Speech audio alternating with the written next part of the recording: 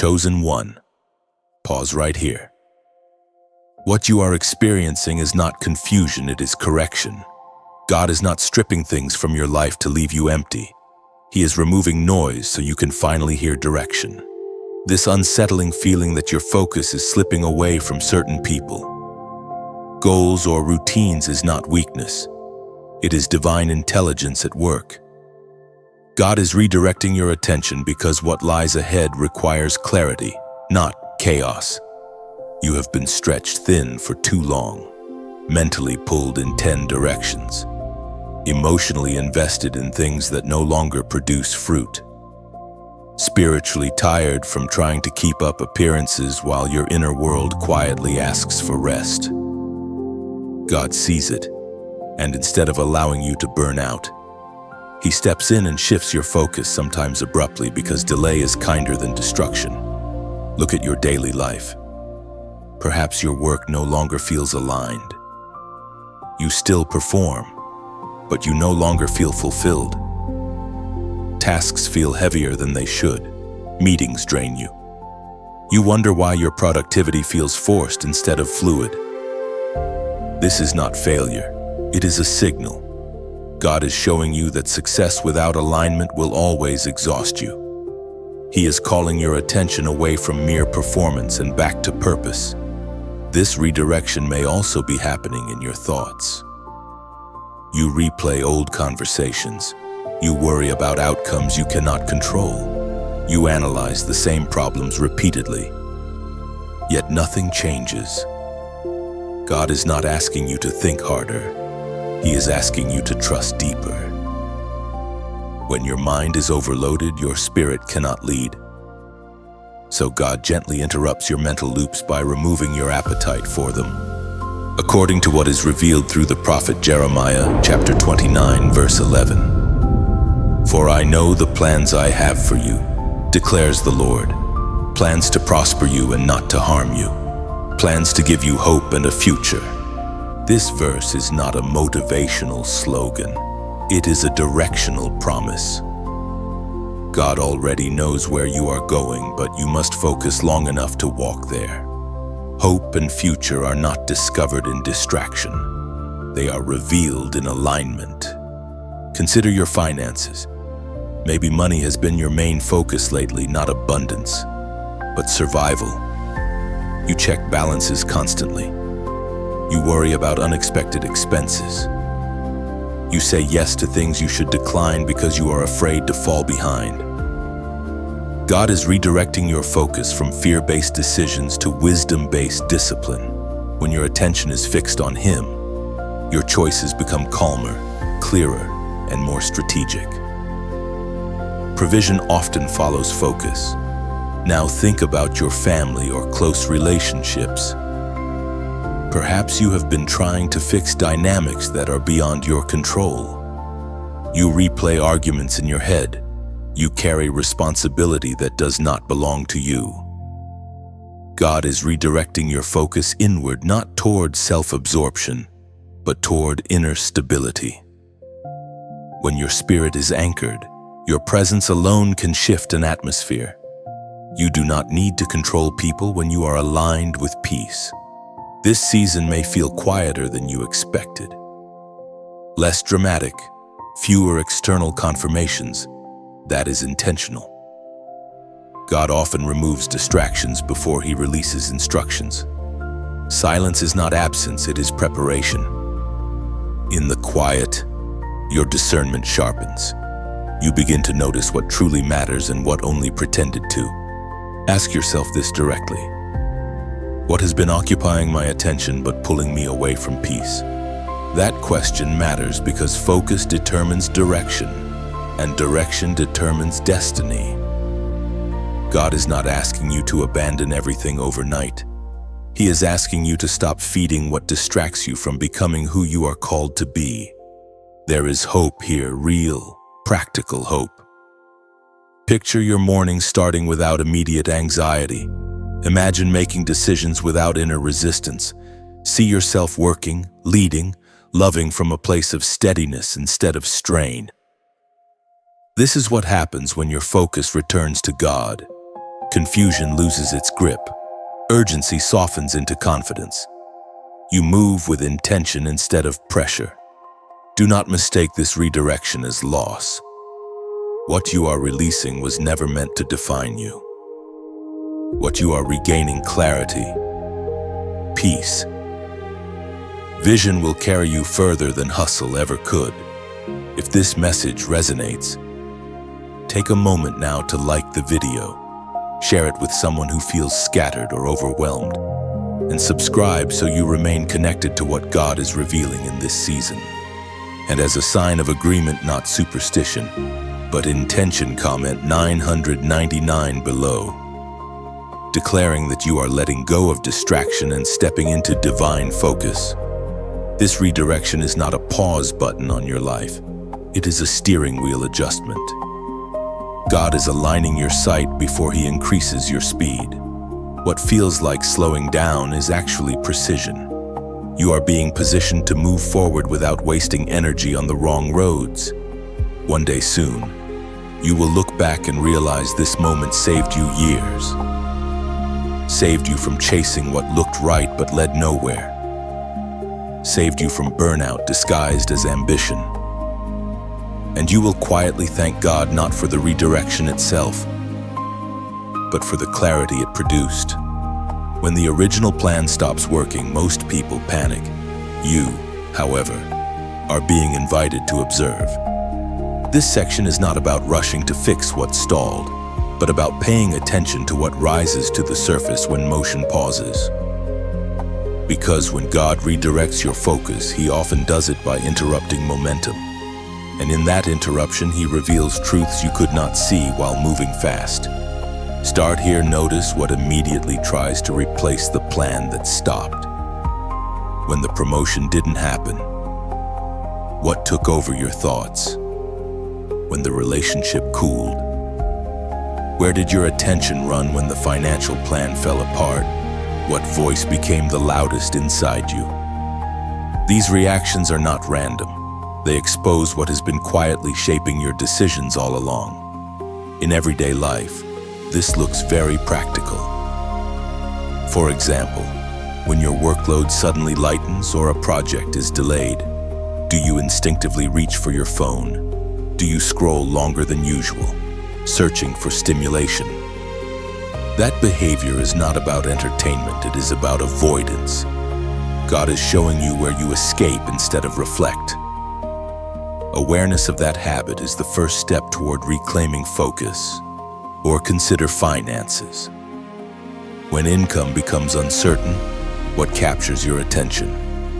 Fear-driven calculations, comparing yourself to others. Impulsive spending to soothe anxiety or silence in prayer. The thing that dominates your mind in moments of uncertainty reveals who or what you trust most. God is not condemning you for the answer, He is inviting you to notice it honestly. Family life offers another mirror. When plans change, children act out, a partner withdraws. Schedules collapse. Where does your focus go? Do you obsess over control, replaying conversations, trying to force outcomes? Or do you pause and ask what this moment is teaching you? Redirection often shows up as inconvenience because inconvenience slows you down enough to see yourself clearly. There is a simple but powerful practice here. Name what takes your attention when certainty disappears. Not what should take it, not what sounds spiritual, what actually does. Write it down if you need to, because what captures your attention consistently will eventually shape your character. Scripture speaks directly to this internal training. We are reminded through the writings of David in the Psalms. Chapter 119, verse 37. Turn my eyes away from worthless things. Preserve my life according to your word. Notice the honesty in that prayer. David does not pretend his focus is naturally pure. He asks for help redirecting it. That is what you are learning now, not perfection, but discernment. In daily practice, this means creating small moments of intentional observation. When a meeting is canceled, Resist immediately filling the space. Sit with the discomfort for a few minutes. Ask yourself, why do I feel restless right now? When an expected message doesn't arrive, notice the urge to check repeatedly. That urge reveals attachment. Awareness weakens its control. At work, this might mean realizing that your identity has been tied too tightly to productivity. When productivity pauses, your sense of worth wobbles. God is redirecting your focus from output to identity. You are valuable before you perform. Recognizing this does not make you less effective, it makes you healthier and more sustainable. In finances, you may observe that your peace rises and falls with numbers on a screen. God is not telling you to ignore responsibility. He is teaching you to separate wisdom from worry. Focus that is rooted in fear always demands urgency. Focus rooted in trust allows patience and clarity. In relationships, you might see that silence triggers insecurity. When others pull back, your attention spirals into self-blame or control. God is redirecting you to stability, learning to remain grounded even when others are unpredictable. This kind of focus creates emotional maturity. Here is a practical exercise when plans stall. Do not ask immediately, "What should I do next?" Ask first, "What is trying to take over my attention right now?" That question slows reaction and opens insight. Over time, you will notice patterns, and patterns once seen lose power. God often uses delays as diagnostic tools. They reveal misplaced priorities, hidden fears, and over-attachments. This is not exposure for shame, it is exposure for healing. You cannot redirect what you refuse to see. There is hope embedded in this process. As you practice observation, your inner noise begins to quiet. You stop being ruled by reflex. You gain the ability to choose where your focus goes instead of having it hijacked. That skill will serve you long after this season ends. Eventually, you will notice something shift. When plans pause, panic no longer dominates. Curiosity replaces fear. Discernment replaces urgency. You begin to trust that stillness is not wasted time but sacred space. This is how God trains leaders, not by constant motion, but by teaching them where to look when motion stops. And once you learn that, redirection no longer feels threatening. It feels familiar, like guidance. There is a moment in Scripture that unsettles almost everyone who truly listens to it. Abraham, the man who waited decades for a promise, finally receives Isaac, the long-awaited son, the future, the evidence that God had spoken truth. And then God speaks again. This time, not with blessing, but with a request that feels impossible. Abraham is asked to place Isaac on the altar and let go. This is not a story about cruelty. It is a story about focus. Because Isaac was not just Abraham's son, Isaac had become Abraham's future, his security, his identity, and perhaps even his proof that God was faithful. And God, seeing Abraham's heart, knew something dangerous was happening. The promise was slowly becoming the priority instead of the promiser. Abraham's test was not about losing Isaac. It was about whether Abraham could release what he loved without losing who he trusted. This story matters to you because your Isaac may not be a person. It may be a career you prayed for, a relationship you waited years to receive, a plan that finally worked after countless failures. Something good, something God-given.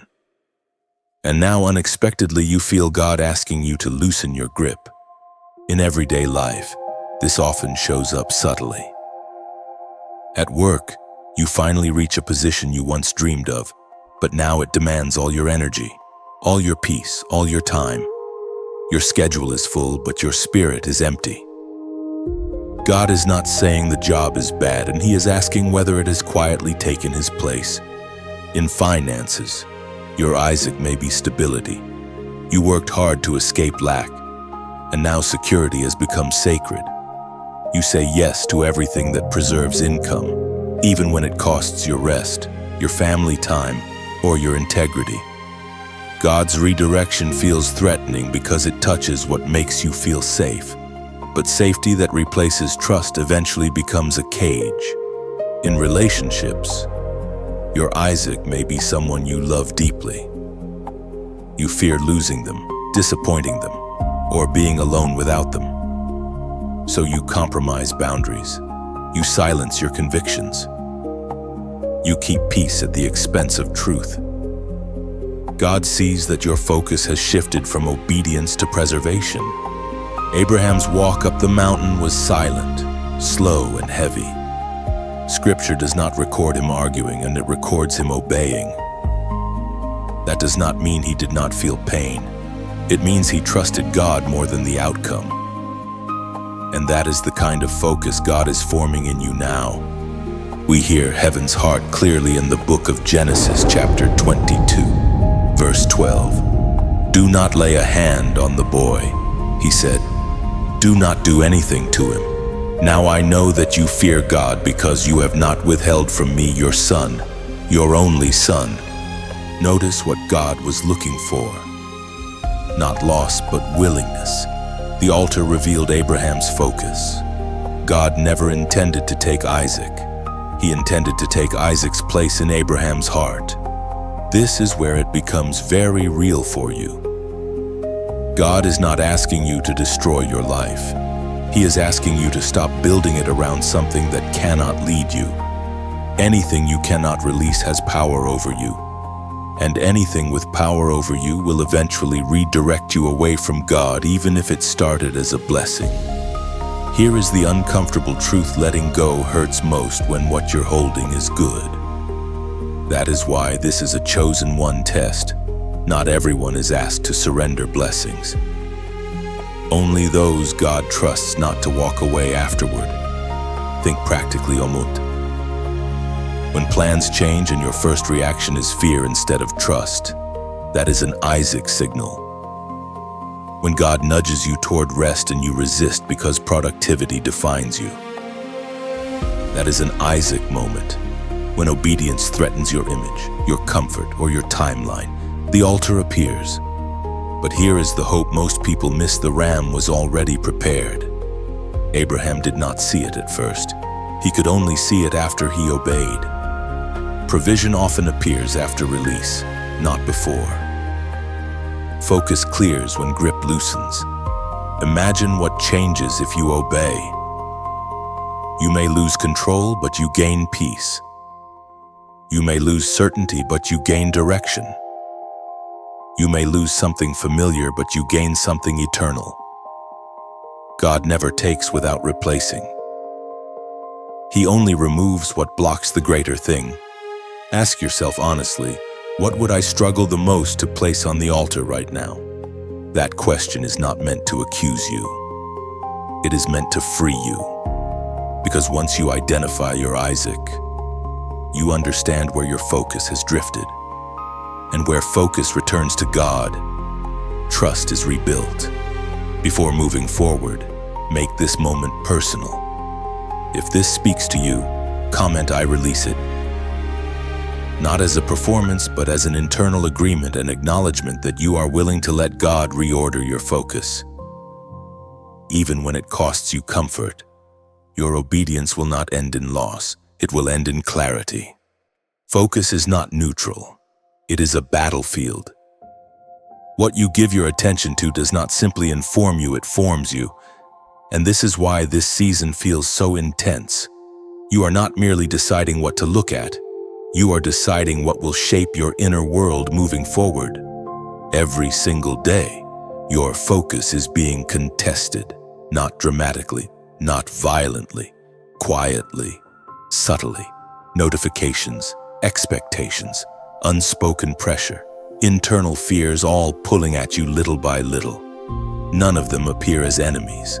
They arrive dressed as responsibility, opportunity, urgency. But over time, They divide your attention until your strength leaks out unnoticed. This is spiritual warfare in its most refined form. Not temptation to fall, but distraction from clarity. Consider a normal morning. Before you even rise from bed, your mind is already occupied. Messages waiting, news unfolding, other people's priorities pressing in.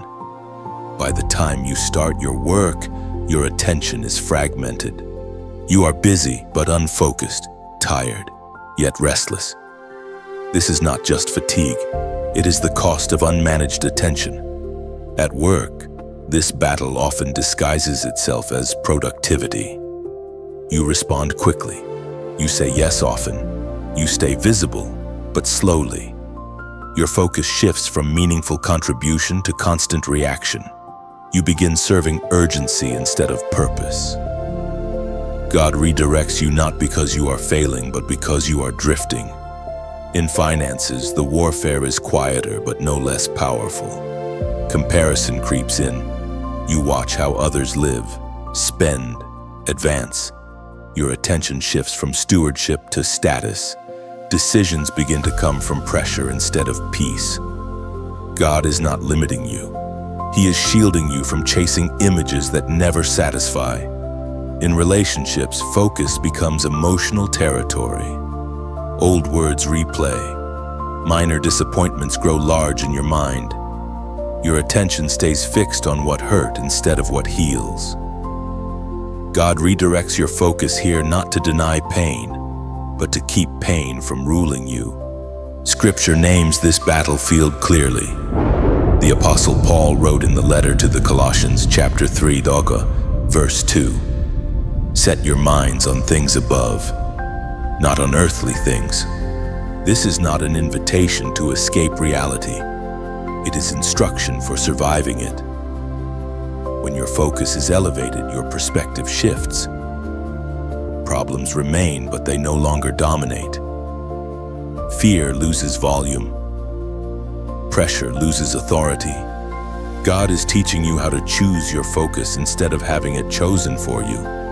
Practically, this may look like protecting the first moments of your day, not rushing to consume information, allowing silence to recalibrate your inner compass. It may mean limiting voices that drain clarity, even if they are popular, familiar, or loud. It may also mean redefining success.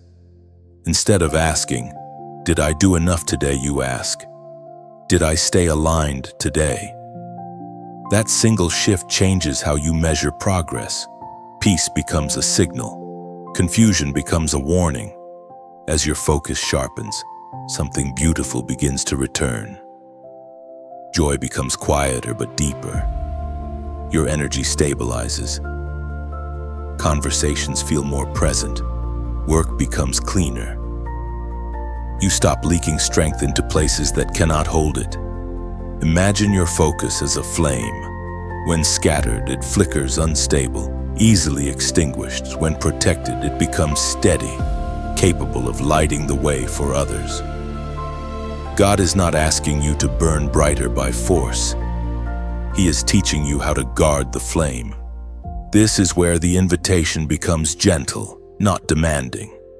If this message feels like a quiet clearing you stumbled into after a long walk, you may choose to mark it like placing a small stone by the path so you remember where clarity found you. If you sense someone else still wandering in heavy fog, you might carry this light to them, not loudly but hand to hand, the way warmth is shared on a cold night. And if your spirit longs to keep returning to this well, you are free to remain, to come back by staying connected, the way one chooses a steady source of water instead of chasing scattered streams. These are not instructions, they are options. Doors left open, not pushed through. Because true focus cannot be forced, it must be chosen. And here is the deeper truth: focus is not only warfare, it is worship. What you consistently attend to reveals what you trust to lead you. You are learning how to choose well. You are learning how to guard what is sacred. You are learning how to stay aligned in a noisy world. and that skill will carry you further than speed ever could. Soon, you will notice that the world has not become quieter, but you have. What once pulled at you now passes by without permission. Focus will no longer feel like effort, but like returning home, where your spirit recognizes what belongs and what does not. This is how strength matures, not through force, but through steadiness. Not by chasing every signal, but by honoring the one that remains when everything else fades. And from this place, your next steps will not be rushed, they will be certain. There is a moment that comes just before acceleration, and it rarely feels glorious, it feels tight, pressurized, restricted, like options are narrowing instead of expanding. This is the moment many people misunderstand and walk away from. But you are still here because something in you recognizes this tension as a test, not a punishment. God always tests focus before he increases speed. Right now, you may feel like your choices are being reduced. Certain doors are no longer opening. Some opportunities feel strangely heavy instead of exciting. Conversations that once flowed now feel forced. This is not because you are doing something wrong. It is because God is removing alternatives so your decision becomes clear. In everyday life, this test shows up practically. At work, you may be offered paths that look profitable but feel misaligned. You sense that saying yes would cost you peace, even if it grows your reputation. The test is not about ambition, it is about obedience. Will you choose what looks impressive or what feels true? Financially, this season may require restraint. You want to move faster, invest quicker, spend to relieve pressure. But God is slowing your hand, teaching you patience, training you to listen before you leap. Acceleration without discipline always ends in loss. God is building foundations strong enough to carry what is coming. In relationships, the test is often emotional. You may feel tempted to return to familiar patterns just to avoid loneliness, to reconnect with people who feel comfortable but pull you backward. God is watching not to see if you feel lonely, but to see if you trust him enough to wait without compromising your growth. This is where many people fail the test. They interpret pressure as rejection. But pressure here is refinement. God is narrowing your focus because what he is about to release requires precision. Scattered people cannot steward accelerated seasons. There is a quiet but firm question. Heaven is asking you right now, will you obey even when obedience delays gratification? Scripture addresses this exact crossroads. The apostle reminds us in his letter to the Corinthians. Chapter 9, verse 24. Do you not know that in a race all the runners run, but only one receives the prize? Run in such a way as to get the prize. This is not about competition with others.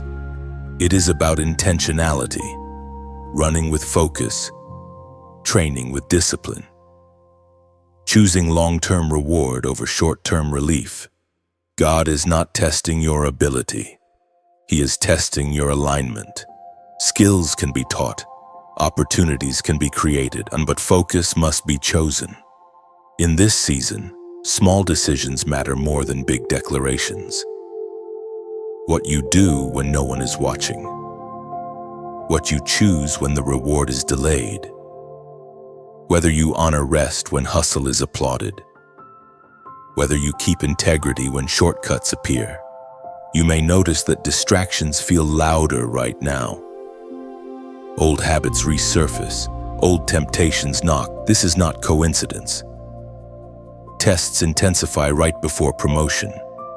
Not because God is cruel, but because clarity must be proven under pressure. Here is the hope: this test is temporary, but what it produces is permanent. Once you pass this threshold, you will move with a different authority. Decisions will feel cleaner. Doors will open with less resistance. You will recognize opportunities not by excitement alone, but by peace. Picture yourself on the other side of this season. You are not rushing. You are not guessing. You are moving steadily, confidently, without second-guessing every step. That version of you is being formed now through restraint, through focus, through obedience when it costs you something. Ask yourself directly, what decision am I being asked to make slowly, even though I want to rush? That question reveals where the test is active. God is not silent right now. He is precise. And precision often feels like limitation until you see what it protects you from. Before moving forward, mark this moment internally. If this message speaks to your current crossroads, comment 444 below, not as a ritual, but as a sign of readiness, a way of saying you choose discipline over distraction, alignment over impulse, and patience over pressure. Acceleration is coming, but first focus must be proven. The number 444 represents stability under pressure. It speaks of foundations being reinforced while you stand still. It is the sign of alignment being locked in, not rushed. When you choose focus now, you are securing what will not collapse later. 444 also signals order replacing chaos. It means heaven is structuring your steps, even when you cannot see the full path. What feels slow is actually deliberate. God is building layers beneath you so your next elevation does not shake you. Most importantly, 444 is confirmation that you are not alone in this test. Support surrounds you, even if unseen. You are being held steady while your focus matures. This number marks a threshold crossed not by speed, but by obedience. There comes a moment after testing when something quietly returns to you. Not loudly, not dramatically, but unmistakably. Vision, authority, a sense of inner alignment that does not need permission from circumstances. This is not confidence borrowed from success. It is clarity rooted in obedience. You may notice it first in small ways. Decisions no longer drain you the way they used to. You hesitate less. You explain yourself less. You feel no urge to convince everyone around you that you are right. That shift is not arrogance. It is authority reawakening. Authority always follows alignment. For a long time, your vision may have been blurred by urgency. You were moving, but not always seeing. Doing, but not always discerning. God did not remove your vision to punish you. He allowed it to dim so it could be purified. Clear vision is dangerous in the wrong hands, so He trained your focus first. Now, notice how your perspective has changed. You see patterns instead of chaos. You recognize red flags faster. You feel permission to walk away without guilt. That is not emotional detachment, it is spiritual maturity. Authority begins when you stop negotiating with what God has already clarified. In daily life, this shows up practically at work. You no longer feel intimidated by louder voices. You contribute with calm certainty. You choose quality over visibility, even when your ideas are not immediately celebrated. You are not shaken. Vision anchored in God does not need applause to survive. Financially, authority looks like restraint paired with confidence. You spend with intention, not impulse. You plan without panic. You are no longer ruled by fear of loss because your focus has shifted from accumulation to stewardship. You understand that provision flows through clarity, not anxiety. In relationships, reclaimed authority brings peace. You no longer chase validation. You no longer overextend to be accepted. You communicate boundaries without aggression and love without fear. This kind of authority does not dominate, it stabilizes. Others feel safer around someone who is internally settled. Vision also returns in how you see yourself. You stop defining your worth by seasons of struggle. You stop replaying past mistakes as identity markers. You recognize growth without needing to announce it. Authority is quiet because it does not need to prove itself. Scripture captures this restoration of inner sight and strength, as Jesus himself declared in the Gospel of Luke, chapter 10, verse 19. I have given you authority to trample on snakes and scorpions and to overcome all the power of the enemy. Nothing will harm you. This is not symbolic bravado. It is spiritual reality. Authority is given, not earned, but it must be carried with discipline. God entrusts authority to those who have learned to focus under pressure. You are not returning to who you were before the test. You are emerging as someone steadier, less reactive, more discerning. Vision after refinement is sharper because it has been filtered through surrender. You may notice that distractions no longer feel tempting the way they once did.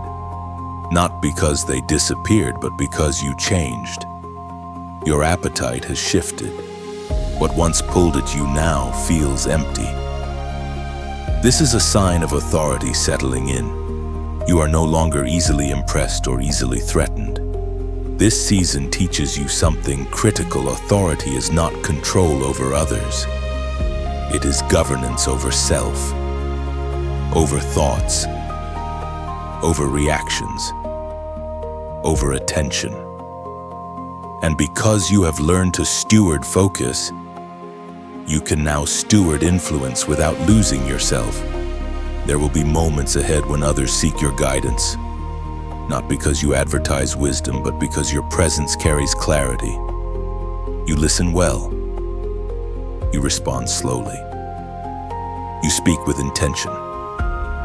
That is authority in action. Hope here is tangible. Imagine moving forward without constantly questioning yourself. Imagine trusting your discernment. Imagine knowing when to act and when to wait without anxiety. This is not perfection. It is alignment. You are not stepping into authority to dominate the world. You are stepping into it to serve with clarity, lead with peace, and stand firm without force. God restores vision not just so you can see farther, but so you can stand steadier where you are. And from this place, the next season will not overwhelm you, because you are no longer scattered. You are aligned. You will notice that authority does not announce itself when it arrives. It settles. It steadies your breath. It slows your reactions.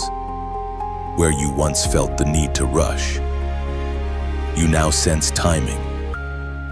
This is how alignment matures quietly, firmly, without force. From this place, you no longer measure progress by speed alone. You recognize depth. You value sustainability over intensity. Your steps become fewer but stronger, each one intentional. Nothing is wasted now, not pauses, not silence, not waiting. Everything carries purpose. What once confused you now instructs you. What once distracted you now reveals contrast. You are not hardened by the process. You are refined by it. And this refinement prepares you for what comes next, not with pressure, but with calm readiness. There is a calm that only arrives after the journey has done its work. Not excitement, not noise, but a grounded certainty that you are standing exactly where you were meant to stand. This is not the end of your path, it is the beginning lived with clarity. You are no longer asking who you are walking as who you have become. Everything behind you rearranges itself now. The delays no longer sting. The redirections no longer confuse. The silence no longer feels empty. Each moment stripped away what could not survive this next season. What remains is focus steady, quiet, unshakable. You feel the difference in your daily rhythm. You are not rushing to be seen. You are not explaining yourself to be understood. You are not comparing your pace to anyone else's. You move with intention. You rest without guilt. You act without panic. This is what happens when focus matures into authority. This is what it means to be crowned not with spectacle, but with stewardship. A crown is not decoration. It is weight, responsibility, balance. God never places it on a distracted head. He places it on those who learn to walk straight when the road narrowed. In your work, this means you no longer chase every opportunity. You recognize assignments by peace, not applause. You know when to speak and when silence carries more power. Your focus protects you from burnout because you are no longer trying to prove your worth through performance. In finances, you are no longer driven by urgency or fear. You plan with wisdom. You give with intention. You save without anxiety. Money returns to its rightful place as a tool, not a master. You understand flow because you have learned restraint. In family and relationships, your presence becomes grounding. You listen more than you react. You love without losing yourself. You lead without force. People feel safer around you not because you control outcomes, but because you carry peace. This is not a fantasy ending. This is the fruit of alignment. Not a life without storms, but a life that stands when storms arrive. The ancient words recorded in Romans chapter 8, verse 37, still echo today. In all these things we are more than conquerors through him who loved us. Notice the phrase "in all these things." Not after the struggle, not without the pressure. Through it, your authority was not handed to you at the start. It was formed along the way through obedience, through surrender, through focused endurance. You now carry discernment. You recognize what feeds your spirit and what drains it. You no longer chase every voice. You listen for the one that aligns you. This clarity will guide you farther than ambition ever could. As you move forward, you will encounter others still searching for what you have found. You do not need to persuade them. Light does not argue, it simply shines. Those who need it will draw near in their own time. And now, this moment becomes an invitation, not a command. If this message feels like a place where your spirit finally sat down and exhaled, you may choose to mark it like pressing a seal into warm wax. Not to show the world, but to remember where truth touched you. If you sense someone you love still walking with a heavy crown they do not yet understand, you might pass this word to them quietly, the way one hands a map to a fellow traveler at dawn. And if your heart longs to keep returning to this current to drink again when the world feels dry, you are free to remain connected.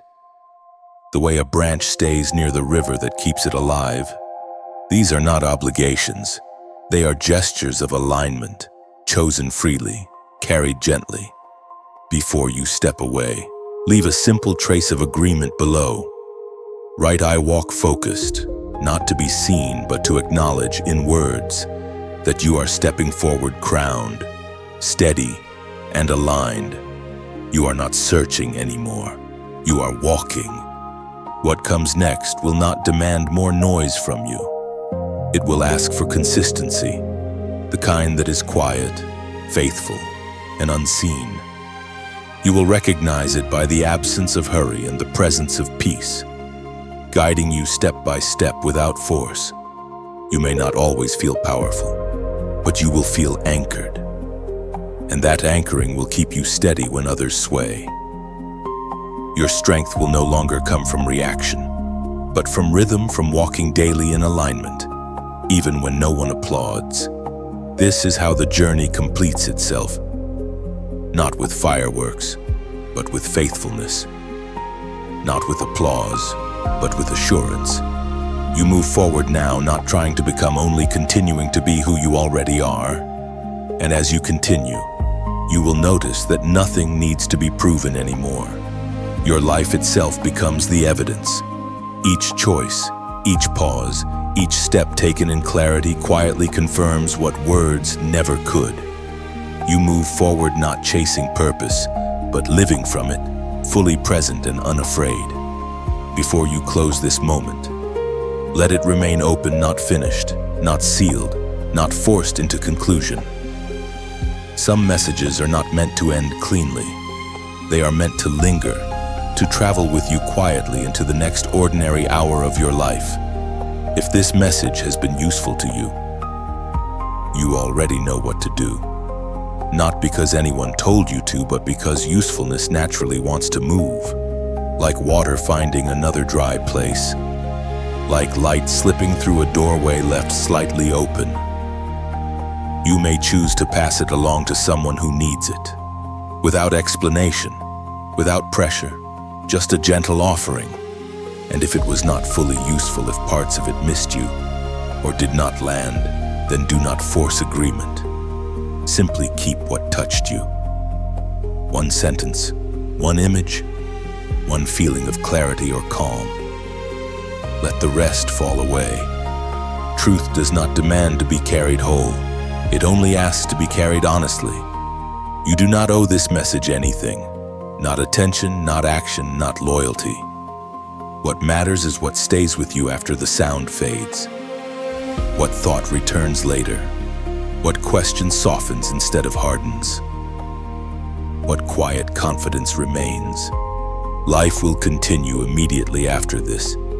Responsibilities will return. Noise will resume. But something small may have shifted, not outwardly visible, but inwardly settled. That is enough. Growth does not always announce itself. Often, it hides in subtle recalibration. If you share this message, let it be because it felt like a gift worth passing on.